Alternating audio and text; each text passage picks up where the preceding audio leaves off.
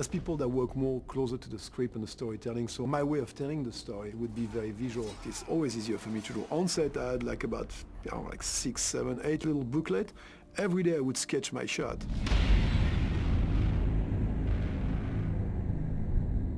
Sometimes it may be a little tough for designers to say, well, another designer's coming, so I made them. And I loved the man right away, just for the man first. Then I'd been an art director for Lord of the Rings and many other movies. I brought the stuff to Dan and said, Dan, this is kind of like, I want that, I want Romanesque, I want this. Dan took all that with no problem, took off, and made this world 10 times better. One of the real bonuses of this job was working with a really visual director, someone with the background of production design, creature design. He could see what he wanted, and it's always helpful, you know, when you're building sets and designing sets, and you want to see the set, and to have the confidence that your director can actually see what's there is great.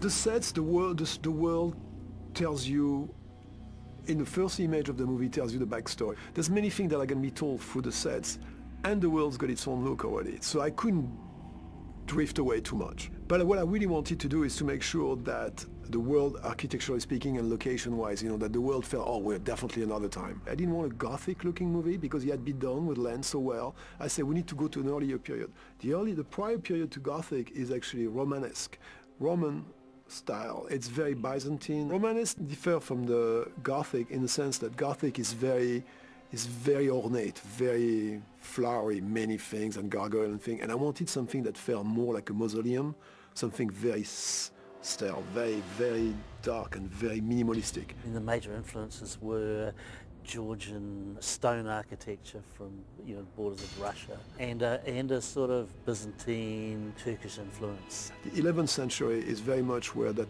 type of architecture is anchored, and the look of the movie is based on that. However, an 11th century castle can still be remaining on the 12th century. The whole concept was to have this underground place where vampires were comfortable, you know, and ideally on the wrong side of the mountain, so there was not too much sunlight getting in there. All the basic monastery that was the original castle that Victor took over is actually in construction, and they're rebuilding it through the movie. So he allowed me to create a world that I like the look of without saying, well, it has to be a part of the period when the movie happened. And I always wanted to design a castle that seems to be carved out of the rock. This is a castle hewn out of living rock that's been taken over by the vampires and converted to their use, and that conversion is still going on. So you have a reason to have slaves and a reason to be doing construction. Carving it into the rock like this tells the story that this is the kind of place a vampire would choose to live in. It's made of thousands of corridors and things like that. It's all dark. There's wind. The wind, for me, has been the single most important thing for the language of the vampires. Even inside, you hear the wind flying through the corridor. It expands the place. When you create a castle like this, and you know the castle should be like 500 feet tall, and you're actually going to build just the bottom part of it, you got to make sure you're not putting yourself in a corner where you can never lift the camera because it's a visual effect. So I say, I'm going to be clever. How many times I need to look up. We prevised every shot that I knew were happening in a castle. I had to figure out what they were and just put them in the budget right away. The Lycans to me is like a world of earth, dirt and drums and things like this. Was more like the Lycan world. Lycans live in a forest like animals. They live in caves. And we created that world finding some incredible forests and places in New Zealand. I've never been outside the walls. Well, enjoy it while you can, Crystal, because soon enough we're going to have to fight our way back in. We did not all make it out, and I will not leave our brothers to rot back there. Woodhill Forest, beautiful, under the trees, all that moss. I mean, it was made for us. We made a few rocks to augment it. Most of the movie is set up in a castle, and what's the proximity outside the castle. And because, you know, it's a world of slaves, so they're stuck into this castle as well. I gave you your life. You gave me chains. I would have thought after all these years you would have known. You cannot have one without the other.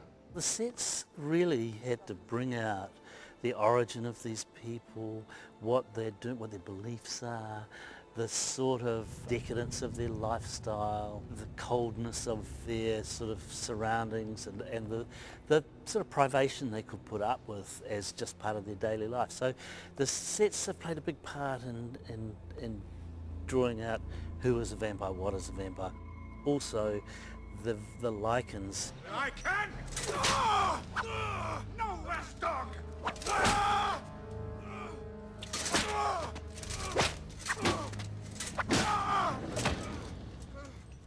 Enough. He allowed me to create a vision for what the characters were and where they were in their lifetime. We've used a lot of skulls, particularly the gateway to the castle. It's, you know, from that period when people used to hammer the skulls of their enemies on spikes outside the door, and so we put them all over the gate so you can definitely see them. We also have the Corvinus symbol and a lot of chiseled detail that we largely referenced from the Russian, Georgian sort of area. And a lot of it sort of looks a bit like Celtic ropework. The Celts and the Norwegians have had this sort of, you call it ropework just because it's a never-ending rope that gets sort of woven together, and certainly was used as a symbol. It's a deep detail that we like. There's a lot of statuaries and things where you see tortured statues everywhere. I've always kind of like human form that are twisted. Even the ornate elements, when there are some, they're always about tortured figures. We have so much happening in the castle. We're doing Underworld. Underworld is about the world under. The Lycans work outside in a courtyard every day and in different kind of corridors. At night, they're being brought back into the dungeon. There's a central room where the chaining, the Lycans happen, but most of it is like a big pipeline of corridor with cells everywhere.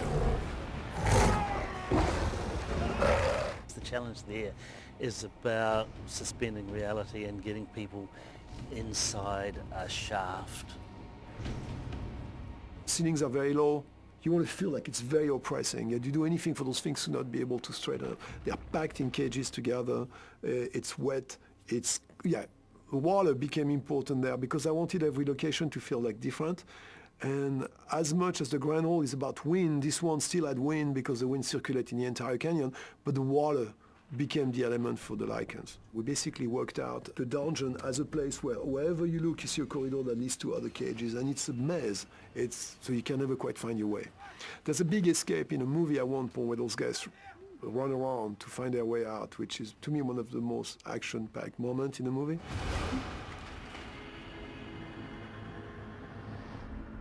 The crypt is an essential item in Underworld because there's always a couple of the vampires' elders that are sleeping when one is awake. This is the place where they reconvene and things. And you had that version in Underworld 1, which was a bit more modern, mixed with classic. It was very well suited for this one. And Dan came up with an incredible look. Now, would anyone else like to be heard?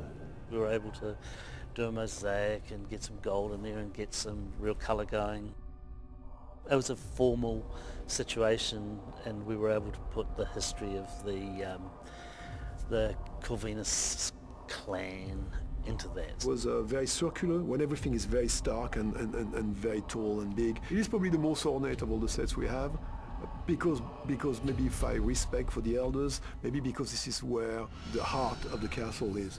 It became very much an underground environment, and so we sort of took that ball and ran with it. But there's a blue light, which obviously is a part of the whole Underworld culture, and we definitely wanted to keep that because it's also a moonlight. We've used a lot of green in the sets, partly because it sort of works quite well with the pallor of the skin tones we were after, and we've also introduced a little bit of red and a little bit of gold. I wanted the blue to be there, but I want the brown to come as well. The browns because it feels for a richer frame. And I think ultimately the movie will come through looking blue, but there'll be more color. And ultimately it is an underworld. Lycans patrol outside the walls. Have you lost your mind? They are born of beasts, and the savagery of this despicable fact cannot be bred away. I had 2 suits of werewolf for a movie that's got 500 werewolf. So in any shot I had to do with 2 werewolf. And then we had some backgrounds. Brian and Kurt, my 2 guys, it's a long time friendship and relationship with those guys. Kurt, I did Godzilla with. Brian is, he's the legend. Yeah, he's like the creature guy.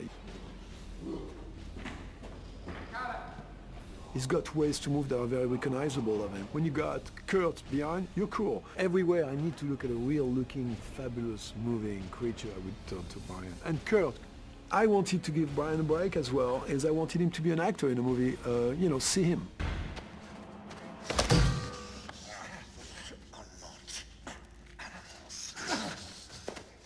So Brian's got actually a part in the movie. And it was interesting because the first time he played it, he became a werewolf right there without the suit. I said, Brian, you're not a werewolf, you're a guy now. And he did a great job.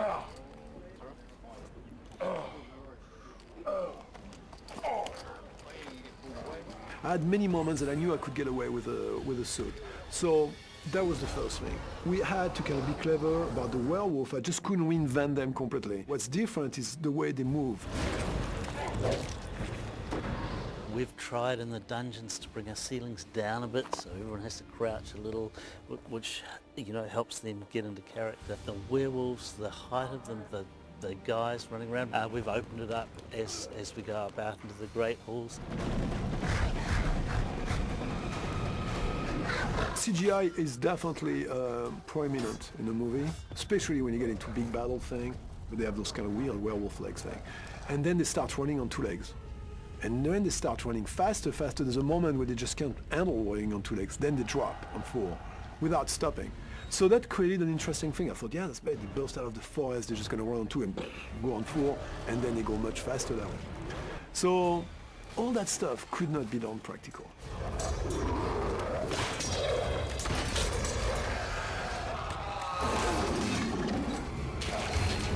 There's a bit of a special tenderness for me about those creatures because, created them on the first one and second, and I just think they're kind of cool beasts. So it's been fun for that too. I think largely that comes down to the people you've got working for you, but also the people you're working for you.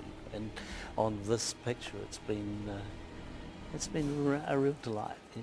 I felt genuinely I was coming on set when people were trying to give me the best. It's an incredible pleasure to go, and when you have a vision and you see people working to make it happen for you. This was a piece of paper sketch I did like 3 months ago, and now this is this set. It's great, it's a treat.